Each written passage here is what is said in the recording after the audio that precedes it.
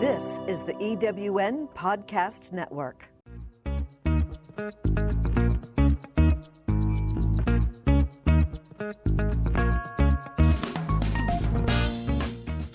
Welcome to Late Boomers, our podcast guide to creating your third act with style, power, and impact. Hi, I'm Cathy Worthington. And I'm Mary Elkins. Join us as we bring you conversations with successful entrepreneurs, entertainers, and people with vision who are making a difference in the world. Everyone has a story, and we'll take you along for the ride on each interview, recounting the journey our guests have taken to get where they are, inspiring you to create your own path to success. Let's get started. Hello, I'm Cathy Worthington. Welcome to our Late Boomers podcast. Today, we're excited to meet with Eric G., the author of The Power of Personality, who is going to tell you how to recognize your personality traits and give you pointers about the people close to you. And I'm Mary Elkins. We're hoping Eric tells us something about ourselves today, too. Besides being an author, he's a life coach, the founder of an education company, a classical pianist, fantasy football champ, amateur magician. That's so all over the board, but you're a Renaissance man. I guess that's a personality type, isn't it? Anyway, thank you. Welcome, Eric. Oh, thanks for having me. And three-time fantasy football champion, actually. Three times. I just want to say, okay. yeah. Okay. Is that a Maud Bradshaw pick? But yeah, very cool. Impressive. But Eric, tell us how your life's experiences led you to becoming an expert in typing personalities and to your work in education and coaching. I think it was because I kind of grew up not as a weird kid, but the worst kind of weird kid. I think I was that kid who fit in on the outside, but didn't necessarily relate to everyone I was interacting with in the inside. And that's, I don't know if it's better or worse than just being that reclusive person in the corner, but I definitely felt like I was always around people, but also felt sometimes alone inside. And so that got me thinking like, maybe I'm different than the people around me. And I started reading up a lot of different personality type books. I think the familiar ones, MBTI, Myers-Briggs, Enneagram. And I started doing that. And then I got a little sidetracked and did screenwriting. I guess it's not a sidetrack. I still do that. And I went to school for that at UCLA. But then when I graduated, I started my own education company. And through that, I started really utilizing the personality typing methodology that I'd learned from the books I read. And then I started creating my own, which inevitably led to my book, The Power of Personality, that came out this year. Well, that's great. Yeah, I have a lot of questions in my mind about what you just said, because how does teaching education, work with personality types? Because it's totally different from the kind of education that we're brought up with. Yeah. Then I want to talk about your book. Well, I mean, we can talk about anything you want. I love talking about education and the bias that often comes with what we learn. Like one of my favorite James Baldwin quotes, and I'm going to butcher it a little bit, so I'll just say I'm going to paraphrase it, is that the irony of education is the more we learn, the more we come to question the system we're educated in. And I think learning about personality types is great because we realize a lot of teachers and a lot of people involved in education come from a specific type of personality. I call them packs. They come from a specific personality pack. And that's the one that values safety and security, which makes sense that they would become teachers and educators because especially elementary school, it's all about keeping kids safe, teaching them the rules. This is how you act. This is how you become a fine, upstanding citizen and don't end up in jail. We hope. Yeah, Wow. Ideally. Even I had a third grade teacher who told one of my classmates that you're going to either end up in jail or dead. So she was definitely trying to scare him straight. And I think once we start understanding that there's a bias and that we have different personalities, we can start, especially if you're an educator, you can start understanding your own bias and start working with your students more on an individual basis based on the personality. That's interesting. Well, tell us more about your book, The Power of Personality, and also how many personality types are there? Oh, well, so this is going to be a familiar number to people who know personality. There's 16 types. But I wrote my book because as opposed to MBTI, which also has 16 types, or which is called Myers-Briggs. My book is a different methodology, and I wanted to really focus that the way you come into those 16 different personality types is very different than what came before. And that's the difference between my book. The other difference is that my book is specifically written to teach people to beat a test. I know a lot of the personality books, they have a test in the beginning, and then you take, like, I don't know, 50 questions, and then like 99% of the book are prescriptions. But I'm always like, well, if you get the diagnosis wrong, then the different prescriptions are destructive, right? Or not particularly healthy. So my whole book is focused on how to diagnose and understand the people around us better through using my personality typing methodology. So ideally, once you read it, you'll be able to, like, type all the different people in your lives. Mm, And interesting. well, maybe talk a little bit more about that, because I was going to ask you what differentiates your book from all the others, and you pretty much answered that. So talk a little bit more about the personality types. Well, if we If you can could. split them up into four major packs, and I think I mentioned packs before because my personality types, I use animals to define them. Oh, So Oh, yeah, so it's like yeah. really easy to remember. Everyone remembers if they're a fox. People, you tell someone, oh, that person's a fox. I think we know how he or she acts, right? Like, kind of sneaky, Oh, sly, shrewd. Everyone knows that's kind of like the James Bond type, right? So we have four different packs, but each pack focuses on a different value. As I mentioned before, one of the major packs, and they make about half the population, and I call them gatherers, kind of like hunter gatherers. hmm They prioritize safety and security. So, like, if you think about a majority of the people in the world, they focus on, like, what should you do? You should go to school, pay attention in class, get good grades, so you can go to a good school after that, get a good job afterwards, get married, have kids, buy a house. That kind of mentality, because all of that is designed to keeping people feeling safe and comfortable. Um, oh. but that leaves off about half the population. So what animal is that? Well, so there's four animals within each pack. So I have four packs and I have four Oh, animals. Yeah, sorry, this gets really okay. wonky as I go into it, but and Yeah, four it's times four fun. is 16. Yeah, yeah. So there are different animals within each pack, and each one of them gets, let's say in that pack, goes towards their safety or gains their safety and security, maybe using a different method based on their different animal. Hmm. Oh, that's so interesting. Go on to other types to How describe many them. how many animals are there then? So there, 16? yeah, 16. So there's four within each 16 pack. animals. Okay. hmm Yeah. And Because I think oh, some animals we don't assign a personality trait to. Like a fox is obvious, but other animals maybe not so much. yeah, sometimes it got for the few of the personality types, it was a little difficult. I had to, like, start pulling, like, well, I think there's that archetype there. I had to start, like, kind of getting creative just to make sure that people can go, okay. Some people ask me, like, why a baboon? I'm like, well, it's not that, like, the baboon type's always, like, showing their butts to people. But like, I think of, like, Rafiki in The Lion King, how he holds them up. Even though I know Rafiki's a mandrill, I get that a lot too. But it's the idea of, like, baboons are loud and they're aggressive, and they're kind of Oh, in in my personality typing methodology, they're kind of preachy at their worst. So They're that's where, preachy. i- is there a yeah. is there a skunk?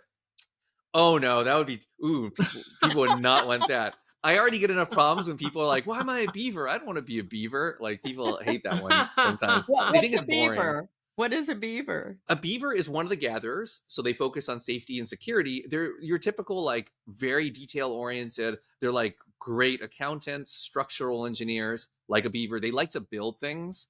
They like to do a lot of DIY in the house, because once again, that's Mhm. part of. They feel like that's part of their duty, to be, like, part of the community, is helping people, but generally in a quiet way. Like, they're kind of like the person who does the dishes, but. And I always say, when you're interacting with beavers, and if you know a person like that, you never want to take their duty away from them. So, like, they're washing the dishes, you don't want to say, no, let me do it for you, because that's an insult to them. But what you want to do is Ah, just thank them. Say, I thank you for doing the work that no one ever gives you credit for. And it's just kind of the dirty work. And I appreciate you doing it. And then that'll make them Oh, super I- happy. is there one like that that's a loud animal that's also a DIY There's a personality? couple of different animals do a lot of DIY. Loud.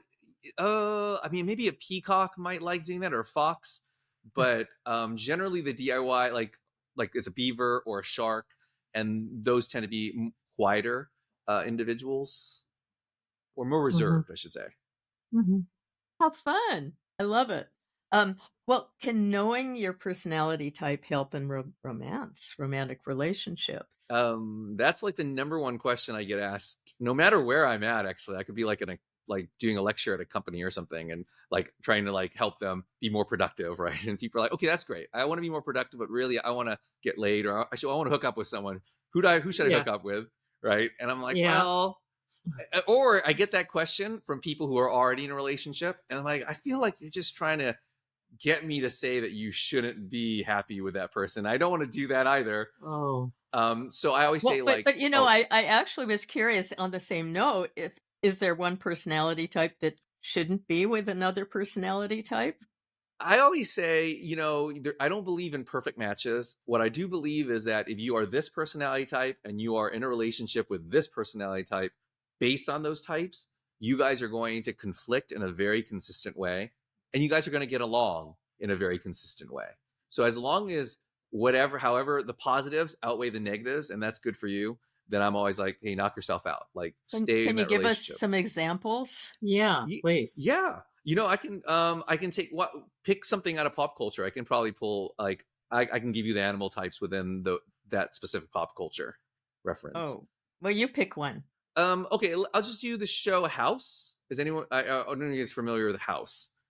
I'm It's not. Oh based yeah, yeah. It's not on anymore, It's right? not on. Yeah, I use that as an example. Like he's like the same type as Sherlock Holmes, right? So he's a chimpanzee, and chimpanzees are very all they focus on is information. They just want as much information as possible, right? So in the show, he has multiple like relationships, and like I think one of the big ones is the hospital administrator, played by Lisa Edelstein, Cuddy, and Mhm. she's a stag. So stags are one of the gatherers, so they focus on safety and security. So like the difference between wanting to be safe and comfortable versus wanting information, that can conflict. And for them, it often does, right? She wants the hospital to be on good ground. She doesn't want to get sued. She doesn't want patients to die. And he's just more like, no, but I got to figure out the right answer. And I might have to do risky behavior in order to get that answer, right? Because in Oh. the way of solving the problem. But so you can imagine when they get into a relationship on the show, no spoilers since it's already been shown, but that is a big problem, right? Like, and each one has to be okay with the other. The chimpanzee has to be okay with Ah. the stag being a bit rigid, and the stag has to be okay with the chimpanzee being a bit, Risky. yes, risky, and I was Yeah, going to say risky. misanthropic, but Oh. Oh. Well, do you use that when you're writing screenplays?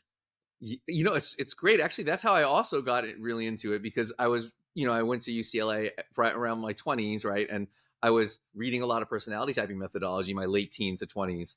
So I started really integrating that quite a bit. And the cool thing about it is in House, not to get all nerdy again, the relationship that really should work is the one between House, the main character, and Cameron, because she's a panda. And you can find that in fiction as well in the book Jane Eyre. It's almost the exact same. It's the exact same pairing. And actually, if you read Jane Eyre and you watch House and Cameron's relationship, there is you can see the same dynamic, like the gruff, misanthropic, cynical, but really highly intelligent and curious person with the very empathetic, spiritual, emotional character, and that balances off each other. Interesting. Oh, good. I love it. But how can knowing your personality type maybe help you in a familial relationship within your family? Does it help? Yeah, I always tell parents, because I work with them so much. Like parents will say, like, well, sometimes parents will expect their kids to be exactly like them or a chip off the old block. And I think, Oh. it's one of those things where it helps explain how a parent can love all their children but not like their children. Oh. And I think it's like, if you have a similar relationship to one child, you're probably going to like them more, right? Because you're going to relate to each other. Like my mom's a stag, she's a gatherer. She's big. She was a school principal of all things. She was big on like following order and authority.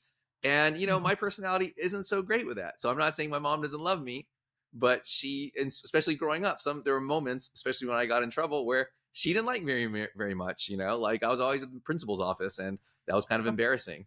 My dad had a rule. He was like, "Hey, if you get in trouble, it's all right. We're just not going to tell your mom." Whereas my brother, Oh. who's a beaver, and he's a gatherer just like her. Everyone knows he's her favorite child. Like, he's the mama's boy because their values are really similar in a lot of ways. And I think as parents, we can learn to, like, if you learn what your type is and you learn what your children's type is, you can kind of understand, okay, this is probably why I have a conflict with them, and that's okay. I got to let them be themselves, you know? And so that would hold true for offspring of parents who they don't understand their parents at all. Like, why do my parents always say these stupid things to me? You Yes. know? Yeah. Yes. Especially when you have gatherer. It's really funny when you have gatherer children, but I forgot, I didn't mention the hunter pack, but you have hunter parents. Hunters are like a third of the population. And they're what you think of, like, they love excitement, spontaneity, they love action, right? They get off on like stimulus. And so that's the age old thing where parents, if you have if parents are hunters and their kids are gatherers, then the kids are going to be the adults, and I put that in quotes, right? They're going to be like, yeah. wait, mom, why aren't you like making sure that we have everything? And the parents are going to be like, I don't know, that's not that important. Just have fun, like, just lighten up, you know? And it's kind of funny because the roles get reversed, but it's mainly Uh-huh. because of our own bias to think that as parents, they have to act like gatherers, right? But we don't. Like, every parent has their strengths and weaknesses based on their personality types, and you just got to be who you are, Yeah. you know? Well, what animal would a hunter be? So that's also, the foxes are there, of course. Like, they're all about excitement and they love people, or they love how people make them feel. So there's foxes, peacocks, who also love like being in front of people and like, look at me, as you'd imagine a peacock would be. There are so foxes, peacocks, sharks, and butterflies. And so those would be the hunter types. And when you What's think a of like hunter, butterfly personality? it's kind of like Rachel from Friends. She's probably she's a perfect butterfly. You know, they really focus a lot on beauty and how things look, or of how things sound, or how things taste. They're very sensitive. They probably have the strongest connection to their senses. Um, of course, their weakness, just like Rachel, is they can be pushovers because they don't really love conflict, and they don't really have sometimes they don't really have a backbone. So they're just like, I'll just go with whatever because I'm generally pretty good at adjusting. So sure, like, you can really push them around quite a bit, and their growth arc is that they have to like learn how to, like, you know, take initiative for themselves. Well, we promote a lot of our messages to our boomer audience. And so do you find that as people age, do they change their type? Can they change and be like completely different than when they were a college student? You know, I always say that people don't change. We don't change, but we can grow, and we can grow into better versions of ourselves or worse versions of ourselves if we're not careful.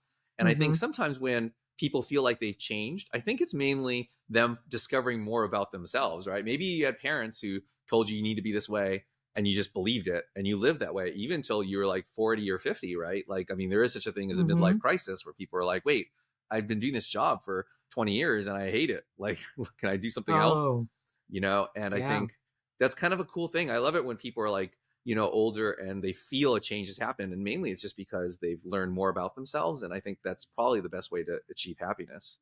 Mm. Mm-hmm. Well, can it help with your career? And career, being in a particular career, and even a career change could change your personality type, couldn't it? Yeah, you know, I have a lot of clients who are like, I say early, I hate to say early 40s because that's when people think midlife crisis, but it's so true. Like, they're in their early 40s and they just started Mm-hmm. It thinking about is. what they were doing. And they're just like, yeah, Yeah. I kind of hate my job. And so then I try to help them discover what their personality is. So maybe that might lead. And once again, like, just because your personality doesn't mean you should do this job, this job, and this job, but you'll know what you kind of like out of something. And then maybe you can find your Mm. way even within your set field, you know? Like, I have a cousin's kid who he just graduated pharmacy school, but he's told me he doesn't want to be in the same place for the whole, like, all day. And I'm like, well, that's exactly what pharmacists do. Stay in the same place. Yeah, they actually stand in one place, Right, right? exactly. Yeah, just A like, lot you of know, times they're standing when I look at them in Right. the farm. It looks like so brutal to me just to be under the fluorescent lights in one place. yeah, they have to buy comfortable shoes, I think. Oh, Yeah, yeah, and you have to be really yeah, suited to yeah, that. You have to be very absolutely. suited to that. Is there a different type between boss and employee? You know, I don't, I never say that because I think everyone can be a really good boss. They will probably lead differently, however. And I think sometimes we get Mhm. this mindset. I really hate the idea of an alpha and beta, all that stuff, because I think that's kind of crap, garbage, because it's like, well, there's different ways to be strong and there's different ways to be aggressive and get your way. And I think sometimes, like I always Mm-hmm. say, the bear personality type. They're one of the gatherers. The bear is like the kindest, like softest, gentlest personality type there is. And yet people often mistake them for being weak when in fact, like the bear is like Superman is a bear, Forrest Gump is a bear, Rocky's a bear. Like they have Oh. a incredibly strong and tough backbone, especially when it comes to protecting people they love, like people they care about. And I think sometimes when we have like these impressions of like, oh, if someone's loud and talkative and aggressive, then they're a leader. It's not really like that. I think we can use our personality Mm. types to really figure out what makes us strong, like truly strong, and lead that way. It That's sounds to great. me almost as if you can be multiple personalities. I think you can borrow from different personalities. Like I'm always like, find your anchor first, right? Like find who you are, because you don't want people telling you what you are, right? You want to figure out what you're not. And once you get that anchor, then you can kind of figure out what your natural flaws are, right? Like for example, my natural flaw for my personality type is I often start things and do not finish them. Like every single Oh. thing that I start, I'm like, oh, that's so cool. Like I have like at my home a sausage maker that I was super excited to get, and I've not used it. And I've had it sitting there for 11 months, right? I think I'll eventually get to Mm-hmm. it, but I haven't. But knowing that's So a flaw of mine, what is your type, Yeah, Eric? we were going to ask you oh, that. I'm a baboon. Ah. So yeah, so I'm Mm-hmm. loud and I'm preachy definitely at my worst, sanctimonious, I guess you could say, a little flaky sometimes. But I know that, so I can borrow from other types that are better at finishing things and say, oh, that's how that person gets what they start and finishes it. Maybe I should adopt some of those techniques, not to like change myself, but to just borrow it so that maybe I can start finishing some of the things I start more often than not. Is Does that that make part of you your book? Oh, sorry. does that make you very playful also then? Being a Yes, yes, baboon? yes. Like so not to say another random animal, but my father was a chimpanzee, and chimpanzee and baboons, like often we think of like primates as being playful and mischievous. So since he was my Mm-hmm. dad, and not it also helped, I guess, because we had very similar types, and so that just like my playfulness just got magnified, 100 times, which was Ah. terrible. Which was terrible for my mom, probably the school Oh. principal, and my dad and I just like just making fun of her, joking around, pulling pranks on her all the time. So she didn't get it Oh. from my dad; she got it from me. So, Uh-huh. but that's who we are. So, Right. It Okay, sounds great. I have to ask, just by talking to us, can you type Kathy's and my personalities? ooh, that's tough. I mean, I often do. I'd have to ask a couple questions. So I would say Uh-oh. you Okay. guys both seem very curious about stuff. I would so I'll do Cathy first. Have you ever gotten into a fight and punched someone? No. No, not at I've all. gotten into a fight, but never with blows exchanged. Oh, like a No. verbal fight. Interesting. Yeah. Oh man, I don't know. I was gonna guess somewhere in the hunter realm, but maybe I could be totally off. I don't want to guess if I'm like don't have a sure thing, but oftentimes I try to focus on what people value because each pack values different things, and sometimes it comes off really easily, sometimes it doesn't. Mm-hmm. I think generally, people, especially what you guys are asking the questions, you seem very curious, so that tends to lend itself to other personalities, but I can't guess at this moment. Sorry. Yeah.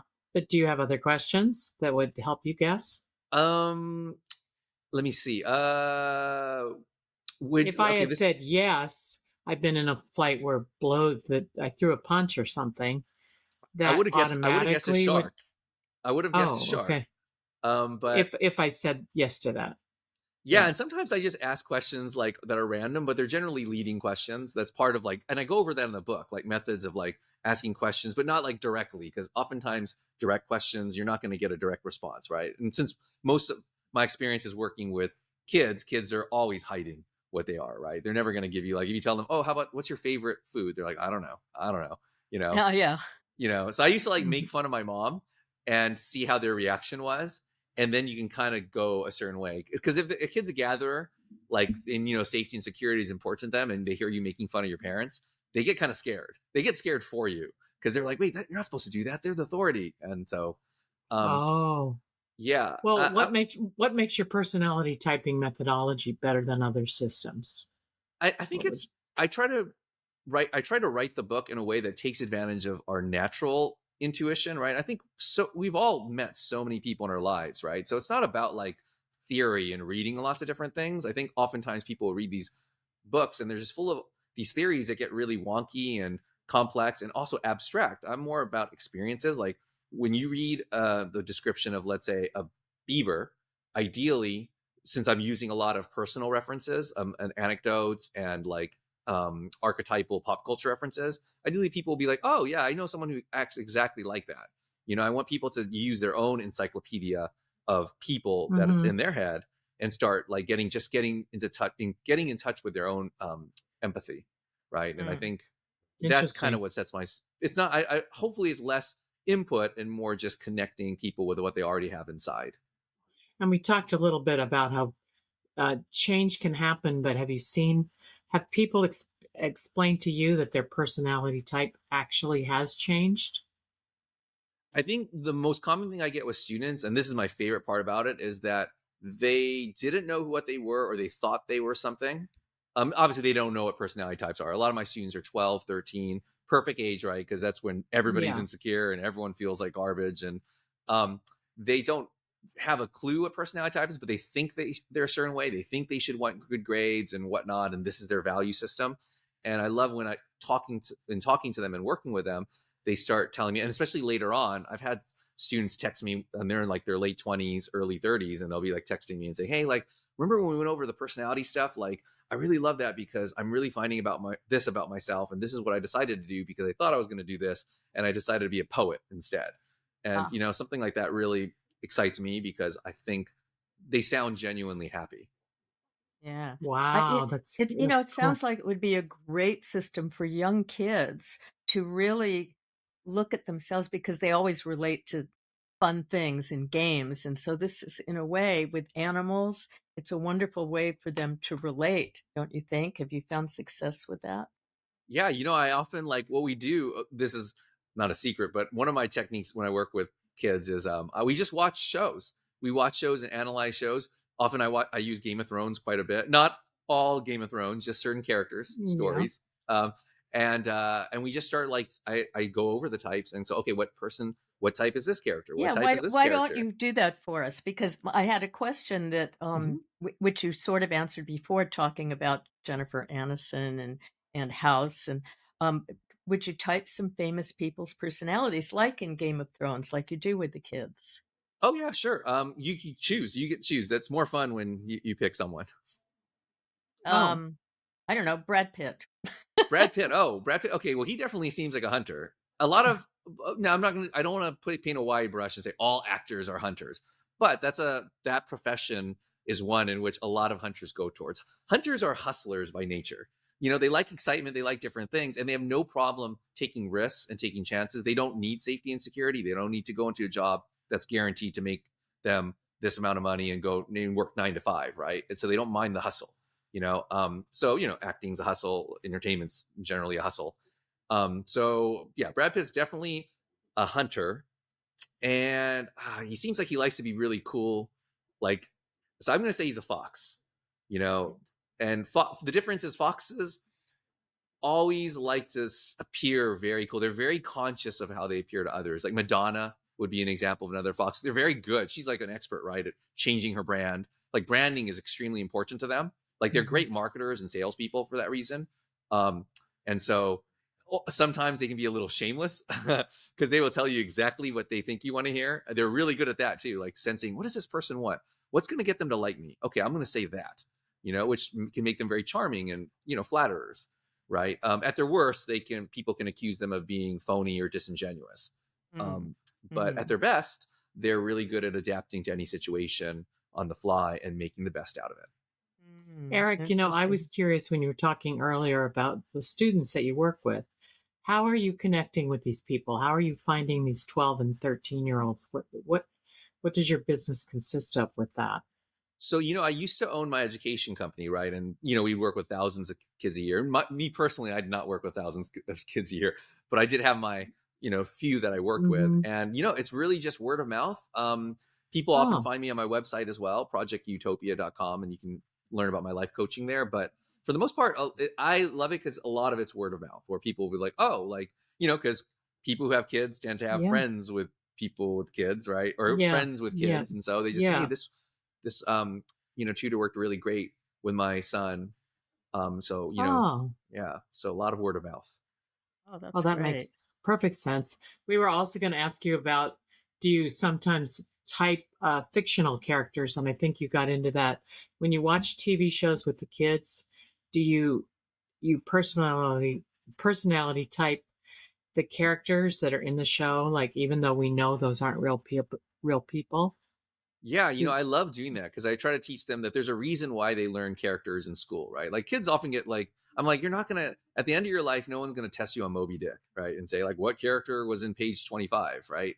And Yeah. what yeah. were their personality traits? But I tell them we want to learn about fictional characters because in learning about fictional characters, they help us learn about real people, right? Because real people act Oh, that yeah. way, right? And so that I do the personality typing. Like let's say do Game of Thrones, we'll do like I usually have my students follow Arya because Arya is a very easy to character to like. Arya, for example, is a shark. When I ask you that question about have you ever picked a fight and punched someone, I think we can agree that Arya has probably punched someone in her life. Anyone who's seen the show, Arya is very aggressive and very straightforward. And the cool thing is in learning about different characters and typing them, I'm Mhm. basically tearing them up to eventually be able to type themselves and the Oh, people around them. That's the ideal. But of course, it's a lot Oh, easier to do to other people than yourself yeah. first. And, that's a little bit harder looking in the mirror, right? oh. So This if is you a read it, if you have a book like Gone with the Wind and you say, what about Scarlett O'Hara? What type is she? She seems, well, she's very over dramatic and very, I mean, especially, Scarlet, her name is Scarlet. I think of like Scarlet as a really bright, bold color. So she's definitely a hunter as Hmm. well. And I think of a peacock because she is very like, oh, like, like very over dramatic, right? So Hmm. peacocks tend to be, at their worst, they're over dramatic. At their best, they are the perfect show person, the perfect entertainer because unlike Hmm. foxes, peacocks don't mind looking foolish as long as people enjoy it. So like I think of like Jack Hmm. Black or Chris Farley as uh-huh. peacocks, like they don't mind Hmm. like looking goofy because they just want Yeah. the laughter. They just want the energy. They want people excited. A Whereas lot of foxes tend to be cool. comedians. A lot of Yes, comedians would fall Right. into that. Yeah. right. A lot of physical comedians. People use a lot of physical comedy, like probably like Chevy Chase, Yeah. um, Hmm. and Kevin Hart, probably. Yeah. Steve Martin. Yes. Where some of the more like cerebral stand-up comics that are a little bit more edgy would probably fall under the Smith category, which like they might be chimpanzees or baboons actually, because they're a little bit more abstract and they're a little bit more subversive. Um, Mm. Hmm. so it just depends on the type of comedy. Subversive. Yeah. I love it. That's great. This is so different from the old school, introvert, extrovert. And by the way, I used to always think I was both an introvert and an extrovert. So you didn't get to me on your typing, and I'd love to hear that. And then I'd like to know all about the how you compare your system with the old system. I love that you mentioned that. So I'm gonna ask you a question based on that. So can I ask you, so you thought you were an extrovert but found out this, or the other way around? Oh, I know I'm both. Oh, okay. So I would guess a shaman type for you. And Shaman. yes, and shamans, because so shamans make up about 8% of the population, approximately, of course. Because I can refer to the introversion extroversion dichotomy because I feel like sometimes it's overblown because the way we define extroversion introversion tends to be like, oh, where do you get your energy? Are you talkative? Are you outgoing? Versus are you more reserved? Do you get your energy by being alone? But a lot of blowback I've gotten when I was younger was like, oh, well, that doesn't make sense because I'm introverted now and I'm extroverted in this situation, so all Mhm. that is garbage. And I'm like, well, that's not a bad argument to make because that's true, you know. Yeah. And so that's why my personality methodology focuses on what we value, right? Because if you value something more and you prioritize it more, then you probably are going to be a bit more aggressive and more extroverted with that, right? Versus something that you don't particularly like, then you might be a little bit more reserved, right? Like a peacock, peacocks and baboons sometimes get confused with each other because, they can sometimes appear similar and they can appear extroverted, right? But a peacock's version of extroversion is going up in a bar, doing body shots on the bar in Cabo. That's a peacock's version. Whereas a baboon's version is more like going up in front of people and giving a TED talk on recycling, Oh, something they really believe in. Not right? like getting up on the table and going, woohoo. Right. They'll be like, no, that's not me. And because they have different values. Peacocks want excitement and they love stimuli. So yeah, going up and doing body shots, you're going to get that. If you're a shaman, shamans love self-knowledge. They love learning about themselves, discovering about themselves, and also helping people discover about themselves. And that would make sense to give a TED Talk on something that they feel is really important and dear to their heart, because once again, they can be a bit preachy. So that was my long way of saying, I think you're a shaman type, focused on self-knowledge, and maybe certain times you're really excitable, like especially maybe dealing with people and when you're talking with people and learning about them. But then maybe other times, maybe you're a bit more reserved if it has to do with maybe doing body shots in Cabo. That would be my guess. But Okay. I can't see Mary doing body shots in Cabo. I think Things not. you don't know about people. Yeah. Eric, it's only because you don't like tequila. She does like tequila. Oh, I do. Oh, I think okay. Well then, but she's very reserved with drinking tequila. Let's just say. That's about Eric, right. what would you like our audience to have as a takeaway today? Probably that same thing I said before. Find your anchor. That's the most important thing, because it's the easiest way to find your happiness. Find out who you are. And then once you do that, then you can explore the other people around you and maybe borrow some of their skills that they have. But look inside first, because I think so much of what we focus on is outside, like what someone does well. And I'm always like, your personality type does not determine what you do well automatically. It just determines what you value and what you love. And what we love, we tend to do more. And what we do more of, we tend to get better. And that's why we tend to be good at it. So, Powerful words. Good wisdom. Thank you. Yeah. Thank you, Eric. Our guest today on Late Boomers has been Eric Chi, author of The Power of Personality. And he's also a coach, an educator, and baboon, you said? baboon. Okay. You can Loud reach... and obnoxious. No way. You can reach Eric on his website. It's utopiaproject.com, correct? Mm-hmm. Yeah, but And spelled. that's YOUTOPIA project.com. Yeah, you can find out what animal you are on there. Yeah, that'll be fun. We want to thank our listeners for subscribing to our podcast and for checking us out on YouTube and recommending us to your friends. We appreciate you, and we'd love to have you give us a 5-star review. And we want to hear about your experiences with late boomers and what gets you inspired. We're on Instagram at I am Cathy Worthington, at I am Mary Elkins, and at Late Boomers.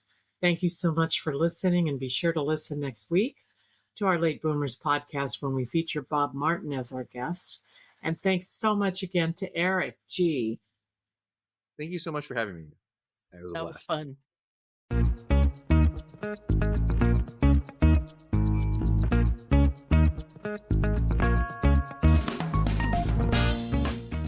Thank you for joining us on Late Boomers, the podcast that is your guide to creating a third act with style, power, and impact. Please visit our website and get in touch with us at lateboomers.biz. If you would like to listen to or download other episodes of Late Boomers, go to ewnpodcastnetwork.com.